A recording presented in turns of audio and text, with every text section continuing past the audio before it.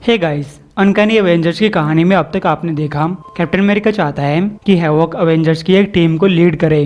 तब red school शहर के अंदर अपने कुछ एस मैन के साथ आता है और पूरे शहर के अंदर नफरत फैलाने लगता है। वो इंसानों को म्यूटेंट से नफरत करने पे मजबूर कर देता है क्योंकि अब उसके पास प्रोफेसर एक्स के पावर्स आ चुकी हैं और इसी के चलते थोर अपने म्यूटेंट साथियों के ऊपर अटैक कर देता है। शुरुआत में हमें एक पुरानी स्टोरी दिखाई जाती है जहाँ पे समर्स फैमिली अलास्का में छुट्टियों से वापस आ रही है, लेकिन बीच रास्ते उनके प्लेन में आग लग जाती है। क्रिस्टोफर समर्स अपने बड़े बेटे स्कॉट से बोलता है कि तुम एलेक्स को कस के पकड़ लेना। इसके बाद उनकी मॉम बोलती है ताकतवर और निडर बनना, फ्यूचर का सामना करने के लिए अपने दिल के अंदर ताकत को ढूंढना और अगर वहाँ दिखाई ना दे तो एक दूसरे की तरफ देखना। प्रॉमिस करो कि तुम एक दूसरे का ध्यान रखोगे। और फिर ये दोनों भाई प्लेन से नीचे कूद जाते हैं जबकि उनके मॉम डैड प्लेन में रह जाते हैं क्योंकि इनके पास सिर्फ एक पैराशूट था। इसके बाद सीन प्रेजेंट में शिफ्ट होता है। थोर ने हैवॉक को घायल कर दिया है और वो जमीन में पड़ा पड़ा आसमान की तरफ देखते हुए अपने मॉम डैड को याद कर रहा है, जबकि स्कारलेट विच थोर के साथ लड़ रही है। वो बोलती है, ये तुम क्या कर रहे हो थोर, हमारे पास टाइम बहुत कम है, मासूम लोग मारे जा रहे हैं। थोर बोलता है, हम इस दुनिया के अंदर से तुम जैसे लोगों के कीचड़ को साफ कर देंगे। वांडा बोलती है, मेरी वार्निंग कान खोल के सुन लो, मैं कुछ भी करके रेड स्कल को रोक के रहूंगी। हार मान लो वरना मैं अपनी हैक्स पावर्स को तुम्हारे गले में उतार दूंगी जो कि तुम्हारी बॉडी को एक क्योस की तरह खा जाएगी। जिस पे थोर लाइटनिंग से अटैक करते हुए बोलता है, नहीं, मैं तुम्हें गटर के अंदर डाल दूंगा और वहाँ तुम्हारा खून बह रहा होगा। वांडा बोलती है, हर टाइप की एनर्जी ट्रांसफॉर्म की जा सकती है और ये लाइटनिंग सबसे सिंपल एनर्जी है। मैं तुम्हारी सबसे मजबूत लाइटनिंग को सहन कर सकती हूँ। थोर बोलता है, अच्छा तो क्या तुम मेरे हैमर को सहन कर सकती हो? वांडा बोलती है, तुम सीधा सीधा मेरी तरफ भागते आ रहे हो, क्या तुम्हारा दिमाग खराब हो रखा है या फिर तुम ये भूल चुके हो कि मैं कौन हूँ? वांडा अपनी पावर से एक ट्रक बनाती है और उसे थोर के ऊपर दे मारती है, लेकिन थोर उस ट्रक को बीच में से फाड़ते हुए बोलता है, मैं अपने दुश्मन को अच्छी तरीके से जानता हूँ, तुम वो मॉन्स्टर हो जो रियलिटी को अपने अकॉर्डिंग चेंज कर सकती है और मुझे अच्छी तरीके से याद है कि तुम्हें अपनी पावर्स यूज करने के लिए रेस्ट और टाइम की जरूरत है, जिन दोनों में से तुम्हारे पास कुछ भी नहीं है। थोर वांडा के ऊपर अटैक करने आता है, लेकिन हैवॉक बीच में थोर के ऊपर अटैक करता है और बोलता है, तब तो अच्छी बात है कि ये अकेली नहीं है। हैवॉक वांडा को संभालता है और बोलता है, तुम काफी अच्छा काम कर रही हो। वांडा बोलती है, मैं कोशिश कर रही हूँ लेकिन मैं थक चुकी हूँ। हैवॉक कहता है, रेड स्कल इस पागल थंडर गॉड के पीछे है, क्या तुम्हारे पास इतना जादू है कि तुम हमें रेड स्कल के पास पहुंचा सकती हो? वांडा बोलती है, अगर मुझे रेस्ट करने को मिले तो मैं एक इतनी बड़ी स्पेल कास्ट कर सकती हूँ, लेकिन मुझे नहीं लगता कि थोर हमें रेस्ट करने देगा। इधर होनेस्ट जॉन लोगों से कह रहा है, कोई गलती मत करो, म्यूटेंट्स हमें मारने आ रहे हैं, हमारे घर खतरे में है। सिर्फ एक तरीके से हम इन मॉन्स्टर्स को रोक सकते हैं, हमें इनके खिलाफ इकट्ठा होना होगा, एक साथ काम करके। इसके बाद रेड स्कल जॉन को एक आदमी को मारने के लिए बोलता है। जॉन पूछता है, सर मैं, लेकिन क्यों? रेड स्कल बोलता है, तुम मुझसे सवाल पूछ रहे हो? जॉन कहता है, नहीं सर नहीं। रेड स्कल बोलता है, बढ़िया है, अब एक स्टेप दाएं की तरफ खिसक जाओ। तभी जॉन के सिर पे कैप्टन अमेरिका की शील्ड आकर लगती है। रेड स्कल बोलता है, अब की बार तुम्हें पूछ लेना चाहिए था। तो कैप्टन, तुम मेरे ऊपर अटैक करने का इकलौता चांस खो चुके हो। कैप्टन बोलता है, मैंने तो अभी शुरुआत भी नहीं की है, you son of a bitch. Red skull बोलता है, आने वाली दुनिया में ये सारी गालियां काम नहीं करने वाली। इटर्नल रीच में तुम्हारा स्वागत है, खुश हो जाओ, मैं तुम्हारे लिए एक बेहतर संसार लेकर आया हूँ, एक ऐसा देश जो कि पूरे संसार में फैला हुआ है। मैं तुम्हारे दर्द को जानता हूँ, मैं जानता हूँ कि तुम अमेरिका की हालत को देखकर दुखी हो और एक टाइम पे मेरी भी हालत तुम्हारे ही जैसी थी। मैं जानता हूँ कि तुम्हें कितना दर्द हो रहा है ये देखकर कि ये नफरत तुम्हारे घर को तबाह कर रही है। क्या तुमने कभी खुद से पूछा है कि तुम इन लोगों को समझाने की इतनी कोशिश करते हो लेकिन इनके अंदर का मॉन्स्टर बाहर निकल आता है? एक सेकंड के लिए कैप्टन रेड स्कल की बातों में बहक जाता है, लेकिन फिर वो अपनी शील्ड को रेडी करते हुए बोलता है, शट अप, तुम्हें लगता है कि मैं बहक जाऊंगा? मैं अपनी कंट्री से प्यार करता हूँ, मैं अमेरिका से प्यार करता हूँ। लेकिन इससे पहले कि कैप्टन अटैक कर पाता उसकी बॉडी नीचे गिर जाती है क्योंकि रेड स्कल ने उसके दिमाग को बंद कर दिया है। रेड स्कल बोलता है, वो कहते हैं ना, झूठ को बेचने का सबसे अच्छा तरीका यही है कि तुम पहले खुद झूठ के ऊपर यकीन करने लग जाओ, लेकिन मैं देख सकता हूँ कि तुम अपनी कल्पना में खो चुके हो। किसी तरीके से तुम अब भी मानते हो कि तुम्हारे देश का फ्यूचर अच्छा होने वाला है, लेकिन कैप्टन मैं इसे बिगाड़ने आ चुका हूँ। तुम मेरे आंदोलन का मुख्य हिस्सा बनोगे। जब तुम्हारे लोग तुम्हें म्यूटेंट्स को मारता हुआ देखेंगे तब वो अपने दर्द को बाहर निकालेंगे और वही करेंगे जो उनका हीरो कर रहा है। हम इंसानों को ऊपर उठाएंगे और इसके लिए म्यूटेंट्स को वो अधिकार नहीं देंगे जो कि इंसानों के पास है, वोटिंग करने का, पब्लिक चीजों को शेयर करने का, शादी करने का। और जब हम अपनी आर्मी ग्रो कर लेंगे हम म्यूटेंट्स को खत्म कर देंगे। हम ये लड़ाई जीत जाएंगे अमेरिका के लिए, इंसानियत के लिए।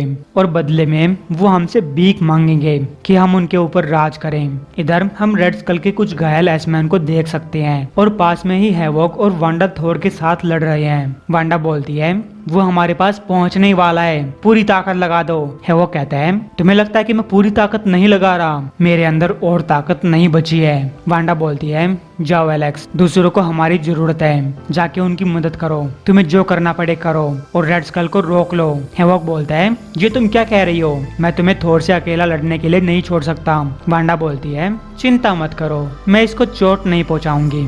और फिर इन दोनों के आसपास हवा धीमी हो जाती है, टाइम धीमा हो जाता है, नियम की जगह केओस फैल जाता है। स्कारलेट विच एक समाधि में डूब जाती है, वो केओस एनर्जी के कॉस्मिक कुओं में गुम हो जाती है। और फिर स्कारलेट विच के अंदर एक लहर से दौड़ जाती है, वो डायरेक्टली अपनी पावर का यूज करने लगती है। वो एक प्योर डिसऑर्डर बन चुकी है, वो इतनी पावर खा लेती है कि वो आसानी से अपने दिमाग के ऊपर कंट्रोल खो सकती है, लेकिन उसके पास सिर्फ उम्मीद बाकी है। वो जानती है कि वो आमने सामने की लड़ाई में थोर को नहीं हरा सकती, वो बस उसे लड़ाई से दूर फेंक देती है। तो गाइस हम देखते हैं कि स्कारलेट विच अपनी पूरी पावर लगाती है और थोर को अंतरिक्ष में फेंक देती है। इधर रेड स्कल कह रहा है देखो अपने देश की तरफ, तुम अपनी लड़ाई हार चुके हो, ये सब इतना धीमे हो रहा है कि तुम्हें इसकी आदत पड़ने लगी है, लेकिन अगर तुम अपने दिल की तरफ देखो तब तुम्हें सच्चाई पता चलेगी कि तुम इस देश को बचाने के लिए नहीं लड़ रहे हो, बल्कि इसको फिर से चेंज करने के लिए लड़ रहे हो। एक ऐसे समाज के अंदर अच्छाई डालने की कोशिश कर रहे हो जहाँ पे सिर्फ लालची और सेल्फिश लोग पैदा होते हैं। तुम्हें इन सबको ठीक करने की आदत पड़ चुकी है। अब मान लो कि तुम पूरी जान लगा देते हो और इस देश को फिर से पहले जैसा बना देते हो, जहाँ पे सब लोग ईमानदार हैं, खूबसूरत बीवियां हैं, ग्रीन गार्डन है, लेकिन असल में ये अमेरिका ही बना रहेगा। यहाँ पे ऐसे अनपढ़ लोग रहेंगे जो कि पैसों के पीछे भागते रहेंगे। तो बताओ क्या तुम ऐसे देश के लिए लड़ रहे हो? हम दोनों मिलकर इस देश को साफ कर सकते हैं, इसे हम दोनों के अनुसार चेंज कर सकते हैं। कैप्टन बोलता है नहीं, मैं ऐसा कभी नहीं करूंगा। रेड स्कल बोलता है तुम इतने जिद्दी क्यों बन रहे हो? क्या तुम्हें ये दिखाई नहीं दे रहा कि तुम गलत हो? देखो अपने फ्यूचर की तरफ, क्या तुम इन घमंडी लाल गर्दन वालों का सपना देख रहे हो? तब वहाँ पे रोग आती है और बोलती है तुम इन लाल गर्दन वालों के बारे में कुछ मत बोलो ना जी, क्योंकि जब तुम हमें चिढ़ाते हो तब हम बहुत खतरनाक बन जाते हैं। रेड स्कल बोलता है ये तुमने क्या कर दिया? रॉक बोलती है इस बूढ़ी शकल की औरत की पावर चुरा ली और तुम्हारी टेलीपैथी को बंद कर दिया जो तुमने जेवियर से चुराई थी, लेकिन असली मजा तो अभी आने वाला है जब मैं तुम्हारी थोपड़ी खुद अपने हाथों से फोड़ूंगी। तभी रेड स्कल अपनी गन निकाल लेता है और बोलता है स्टूपिड गर्ल, क्या तुम्हें लगा था कि मेरे पास और कोई हथियार नहीं थे? वो रॉक के ऊपर गोली चला देता है, लेकिन हैवॉक आकर रेड स्कल के ऊपर अटैक कर देता है। हालांकि रॉक की इंजरी इतनी ज्यादा खतरनाक नहीं है, लेकिन हैवॉक रेड स्कल के लिए बहुत खतरनाक बन चुका है। हैवॉक की एनर्जी खत्म हो चुकी है, उसके पास मुक्को के अलावा कुछ नहीं बचा है, लेकिन हैवॉक उसमें भी काम चला लेगा। वो रेड स्कल को पंच मारते हुए बोलता है तुम वो आदमी लग रहे हो जो गे बच्चों को पीटता है। तुम म्यूटेंट से नफरत नहीं करते, बल्कि तुम्हें उनसे डर लगता है क्योंकि तुम भी हमारे जैसा बनना चाहते हो। तो गाइस जब रॉक को गोली लगी थी तब उसकी चुराई हुई पावर्स काम करना बंद कर देती हैं, जिससे रेड स्कल के पास फिर से पावर्स आ जाती हैं और अब हैवॉक बिना अपनी मर्जी के रॉक के ऊपर अटैक करने लगता है। रेड स्कल बोलता है लड़ो, मारो, भून डालो, तुम गंदे म्यूटेंट गधे, तुम इस लड़ाई को बदल नहीं सकते। तभी कैप्टन वहां पे आता है और रेड स्कल के थोपड़े को अपनी शील्ड से फोड़ते हुए बोलता है कहते हैं ना झूठ को बेचने का सबसे अच्छा तरीका यही है कि तुम खुद झूठ के ऊपर यकीन करने लग जाओ। तब रेड स्कल पास के पानी की तरफ बढ़ता है। कैप्टन रेड स्कल का कॉलर पकड़ता है और बोलता है तुम और खून नहीं बहाओगे। तभी वहाँ पे डांसिंग वाटर आती है और रेड स्कल को वहाँ से ले जाने लगती है। रेड स्कल बोलता है शायद आज नहीं, लेकिन जल्द ही, क्योंकि मेरे मुंह में खून लग चुका है। कैप्टन सिर्फ हाथ पटकता रह जाता है। अब तक थोर फिर से वहाँ पे आ चुका है और आसपास शांति छा जाती है। न्यूयॉर्क शहर के लोग उस नफरत से आजाद हो चुके हैं। वो अपने आसपास के मंजर को देखते हैं, लेकिन अब वो कुछ नहीं कर सकते। नॉर्मल लोग जागते हैं और देखते हैं कि वो अपने साथियों के खून में सने हुए हैं। सारी गलियां खून से भरी हुई हैं। सालों तक नहीं पता चलेगा कि असल में कितने लोग मारे गए, क्योंकि एक बार जो खून बह गया उसे वापस नहीं डाला जा सकता और ना ही उन माँ बाप भाई बहन की जिंदगी वापस की जा सकती है जो कि रेड स्कल के द्वारा मारे गए। कुछ चीजों के लिए कोई शब्द नहीं होते, कोई सोल्यूशन नहीं होते, सिर्फ आगे बढ़ते रहना पड़ता है और अपना पूरा जोर लगाकर ये कोशिश करना पड़ता है कि भविष्य में ऐसा ना हो। थॉर बोलता है, कैसे मैं उस जानवर के शब्दों को अपने ऊपर हावी होने दे सकता हूँ। रॉक बोलती है, तुम अपने आप को दोष नहीं दे सकते। वुल्वरिन बोलता है, वेल तुम अपने आप को थोड़ा सा दोष तो दे सकते हो। अब तक लोगों को रियलाइज होने लगता है कि उन्होंने ये क्या कर दिया। हैवॉक बोलता है, नहीं तुम लोगों ने नहीं किया, रेड स्कल ने इन लोगों को मारा है। तुम लोग तो बस उसके कंट्रोल में थे। यहाँ तक कि थोर, कैप्टन अमेरिका जो कि हम सबसे अच्छे हैं, वो भी इन सबसे नहीं बच पाए। बस ये याद रखो कि ये तुम्हारा बर्डन नहीं है, इसमें तुम्हारी गलती नहीं है, लेकिन जो कुछ आगे होगा उसमें तुम्हारी गलती जरूर होगी। अपने दिलों की तरफ देखो ताकि तुम्हें आने वाले फ्यूचर के लिए ताकत मिल सके, और अगर तुम्हें वहाँ ताकत ना मिले तो एक दूसरे की तरफ देखो। अगला सीन अवेंजर्स मैंशन का होता है। कैप्टन कह रहा है, हमने पूरा शहर छान मारा, लेकिन जब तक हम होश में आए रेड स्कल के एस मैन जा चुके थे। हैवॉक बोलता है, हमें उनमें से एक को तो पकड़ना ही होगा। ये लोग रेड स्कल की लोकेशन को जानते हैं। अपने सामने वाले खतरे को देखते हुए अगर तुम चाहते हो कि तुम इस टीम को लीड करो तो मुझे बुरा नहीं लगेगा, लेकिन कैप्टन मना कर देता है और बोलता है, अवेंजर्स यूनिटी स्क्वाड अच्छे हाथों में है। मैं हमेशा एक चीज के बारे में सही होता हूँ कि मैं दूसरों के टैलेंट को पहचान लेता हूँ। है वो कहता है, वेल मुझे नहीं लगता कि तुम ये हर टाइम सही होने वाली बात अपने ऊपर लागू कर सकते हो, लेकिन मैं कोशिश करूंगा कि तुम्हें शर्मिंदा ना होना पड़े। इधर वांडा रॉक के पास पहुंच चुकी है और बोलती है, एना मैरी मैं सिर्फ 1 मिनट के लिए बात करना चाहती हूँ। रॉक बोलती है, तुम्हारा टाइम शुरू हो चुका है। वांडा कहती है, मैं तुम्हें ये बताना चाहती हूँ कि तुम्हारे मन में मुझे लेकर जो घबराहट है मैं उसको समझ सकती हूँ, लेकिन मैं चाहती हूँ कि तुम मेरा यकीन करो। मैं फिर कभी किसी को अपने ऊपर कंट्रोल नहीं करने दूंगी, फिर चाहे रेड स्कल के पास चार्ल्स जेवियर्स की पावर से क्यों ना हो। मैं फिर से वो स्पेल कास्ट नहीं करूंगी जिससे म्यूटेंट्स खत्म हो जाएंगे। अगर तुम इस टीम में रुकना चाहती हो तो हम फिर से शुरुआत कर सकते हैं। मैं चाहती हूँ कि हम दोनों दोस्त बन जाएं। लेकिन रॉक बोलती है, माफ कर देना वांडा, मुझे कोई फर्क नहीं पड़ता कि तुम क्या बोलती हो।